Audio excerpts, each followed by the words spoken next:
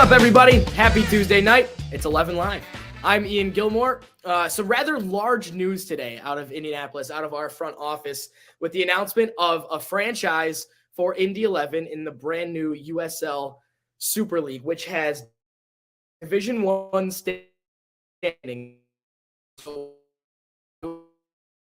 as NWSL, which is just really an awesome sort of investment into the women's game in this country in general. Starts in 2024. We won't be in until 2025. So once 11 Park is finished and open is when we will begin play in the USL Super League. I don't have any other information than what we put out in the press release today. So if you came for a couple like extra nuggets, I am very sorry to disappoint, but I don't have that. But what's not disappointing is that you don't have to wait until 2025 to see high-level women's soccer here in Indy, and that is thanks to our W League team. They began their second season last Wednesday with a dominating 8-0 win against St. Charles, and really could have been more than 8-0, could have been double digits. But Sam Dewey grabbed the first goal in each half of that game.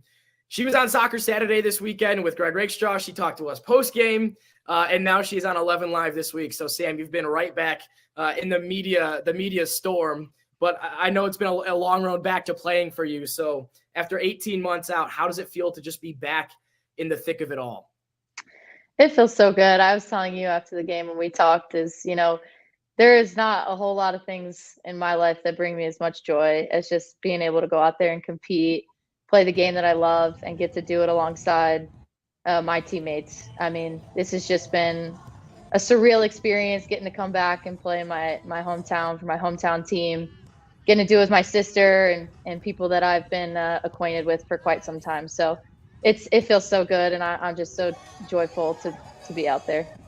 It was a good way to get back too. It's not too bad grabbing the first goal of the second season as well. And I want you to take another look at it. Did you know just how much time you had on the ball? Because I was like, okay, Sam, shoot. What was going through your mind right here in the second half?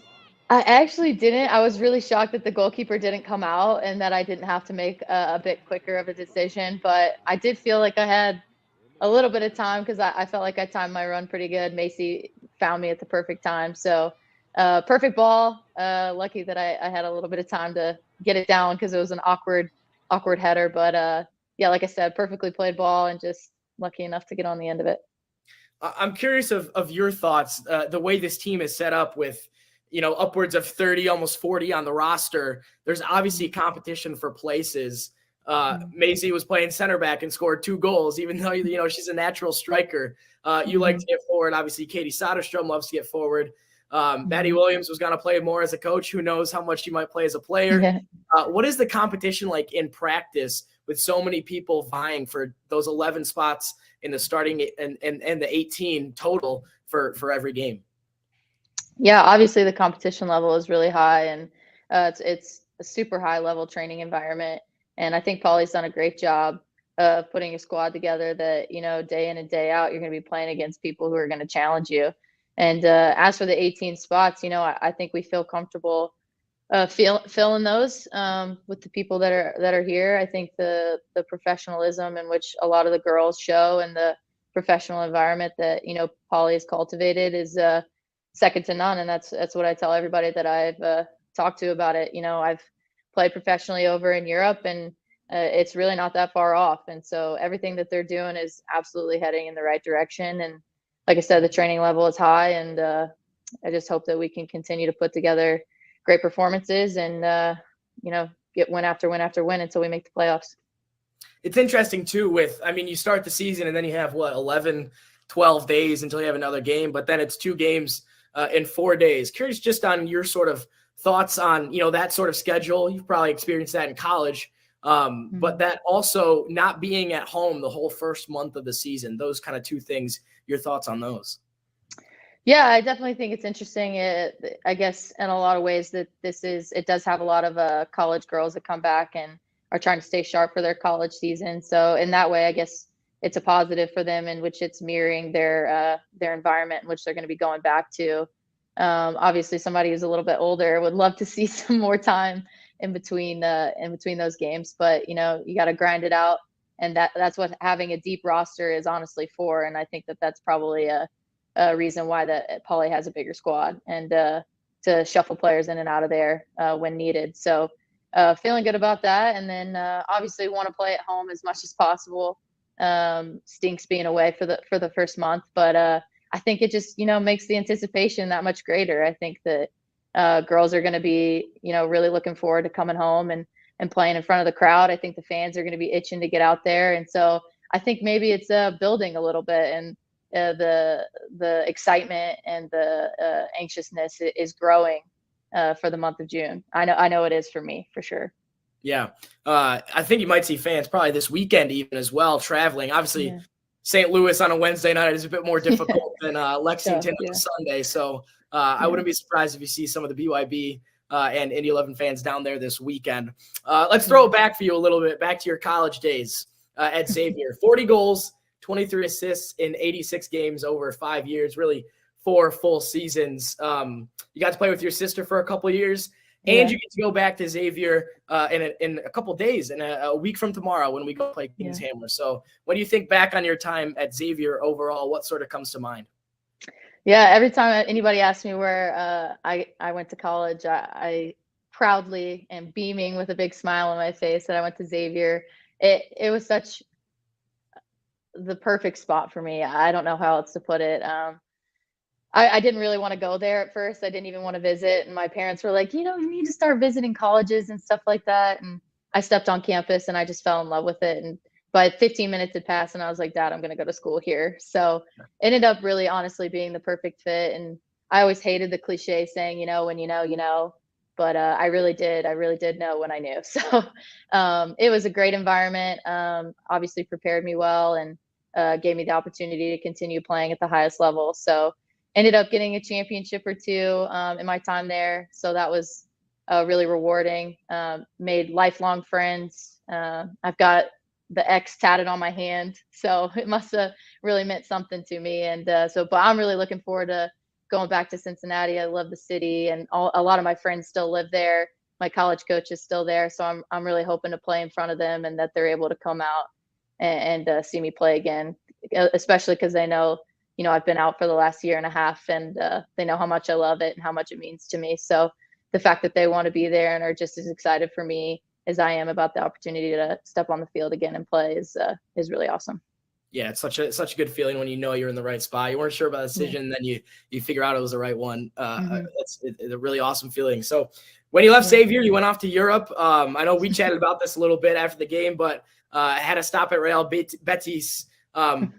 Which I had a buddy that lived in Barcelona for a year. He fell in love with that, not only the city, but that club as well. The fans there are just off the charts. So curious about your experience there when you were playing for the women's side. Yeah, for sure. Like I was telling you, they really are. They're crazy about it. They love it. Everything is about football. Everything's about, even on the women's side, we would have thousands of people at our games and they would be cheering the entire time. So they really got behind the women's game too. It's obviously not 60,000 plus people like it is on the men's side, but the people that did follow it were diehard fans. So it was a great experience. It definitely opened my eyes to a different side of the game and a different way that the game is played. It pushes you out of your comfort zone. You're in a new area, away from your family and your friends, speaking a different language, a whole new way of life. And so I was really sad that my time was cut a little bit short because of the pandemic. But just overall, the experience of being able to do what I love in a new place and learn a whole new side of the game was just really, really cool. And it's why I chose, even after the pandemic, to continue playing. So. Did you come up against any of the big names while you're playing in La Liga? I actually got my first start against Atletico Madrid, so that was pretty cool. And we beat them in penalties. So that was definitely an unforgettable experience because it was a night game. So we got to play under the lights, which is always cool. I don't know if it means as much to them as it does here in America, getting to play under the lights and stuff like that. But so that was reminiscent of home. And like I said, thousands of fans just cheering the entire time. They've got their scarves.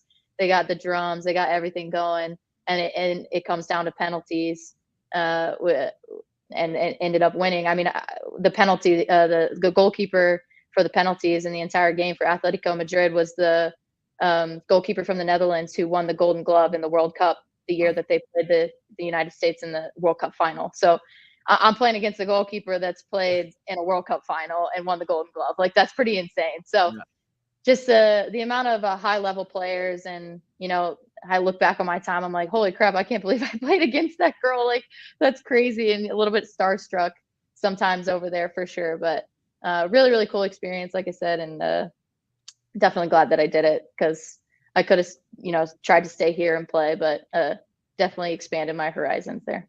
Yeah, it's definitely a memory you'll never forget. Yeah. And then after that, a stop in Holland at, correct me if I'm saying it wrong, and I probably will, but FC Heerenveen. Heerenveen, that's good, yeah. It's the same league as legendary club Ajax. Your time there was sort of cut short by injury as well. So both stops in Europe probably weren't as long as you want, but your time in Holland, when you look back on that, what do you think of? Well, I scored my first professional goal there, so that's definitely one I'll always remember. It was a nice little volley, so I got that in my back pocket. I could say I've got a professional goal under my belt. But yeah, like I said, I played against girls at the highest level. I played against Shreda Spitza, who's the most capped player in Netherlands history. She's the captain for the Netherlands. Some of my teammates actually ended up going on after my time there ended up going and signing for Ajax, so PSV. So it's really cool to, like I said, see their success and say that I've, you know, played with some of the best players in the world, because the Netherlands is a top 10 team in the world each and every year. So like I said, gained a lot of experience, a lot of different exposure to a different side of the game, and really learned a lot. I learned a lot about myself and a lot about my game. So Holland was definitely a different experience from Spain, in the way that it felt a little bit more like home, because I was able to communicate more easily with them. So my relationships, I would say, with my teammates and stuff like that were a little bit deeper, spent a little bit more time there and stuff like that. But another unforgettable experience, like I said, playing against some of the best players in the world. Yeah, for sure. And then, so you were back home last year, didn't get to play with us, obviously, but your sister was on the team. Some old Xavier teammates were playing for the girls in blue. You were at the home opener at Grand Park, the USLW League home opener, so not just ours, the first game in the entire league's history. What memories do you have from that day? Well, I definitely remember how loud it was. I mean, I've been in that Grand Park Event Center. I mean, I played club for Indiana Fire when I was younger, so I've trained in that building. I've been in that building, and I've never heard that building so loud in my entire life. So I definitely remember that, barely being able to hear myself think. So the environment was crazy. I do remember that, and I remember the opening goal and just the excitement, like everything about, you know, the fans cheering and the quality of play from the girls was really awesome too. So glad I got to see my sister play in that opener. And yeah, I just remember thinking, man, I really wish I was out there, but maybe in the future. And so luckily I'm able to do it this year. Yeah, got delayed 12 months, but you guys are back on the pitch together. Obviously, I touched on that big announcement today. The USL Super League is coming to Indianapolis with a professional franchise here. Kind of just your thoughts on that and how that might excite you. Yeah, obviously it's really exciting for the city. I think that the city has already been excited for a while about, you know, the future plans for soccer in this city. So obviously the men's team has done a good job of garnering a fan base. And so, but this is on the women's side. And I think that it's an awesome opportunity to bridge the gap for girls that are looking to play at the highest level. And I'm excited to see, you know, how the league promotes it, and the level, the quality and the level of teams that join. I'm curious to see how they break it up as well, if it'll be a regional thing, and how they want to do it. So clearly the W League has done a good job of garnering a high level of players, a high level teams. And this is obviously the next step, and it's a step in the right direction, especially for the city. So I'm super excited for Indy. Yeah. One thing that was interesting in their press release, there's over 100 professional men's team in the country and only 12 women's team. And that obviously will change once this comes along. For someone like you, I know you told Rake that you're not totally done playing professionally. There's still that itch there, especially if this summer goes well and you feel like, you know, your body can handle it. Does that kind of change your outlook on what might be the future And not just necessarily you, but do you think that'll kind of change the landscape with less women going overseas to play and maybe a few more staying at home?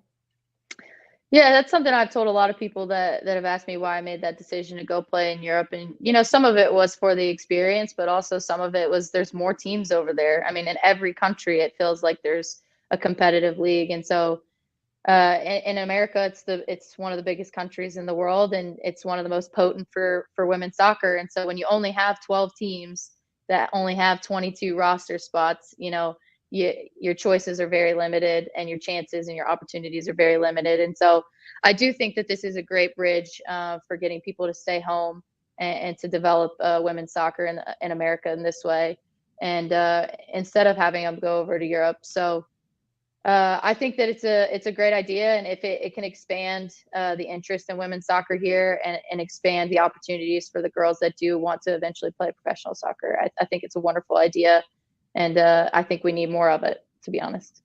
Yeah. Well, still 2 years for us till we're there, but Yeah. definitely excited to watch it grow, and hopefully, hey, maybe if you're still around, 2 goals in the first game, I think fans are already liking you. So I don't think they'd mind if you're still around in 2 years. Sam, thanks for joining us today, and good luck Sunday, Wednesday this week. Thank you so much, Ian. All right, that does it for this week's 11 Live. Want to tease a little bit for next week. We won't have a player, we won't have a coach, but we will have a certain play-by-play voice. I'll leave it at that. So make sure you tune in next Tuesday night for 11 Live. Until then,